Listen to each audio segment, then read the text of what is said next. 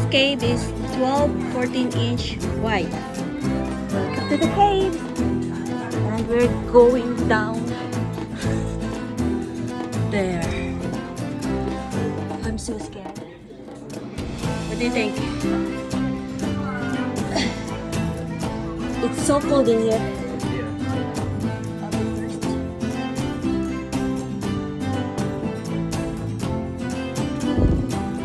I don't want to go more.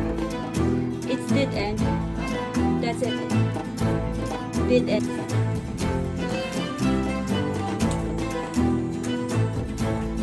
Sideways. Where? Towards this. Oh shit, it's too narrow. Okay, let's go.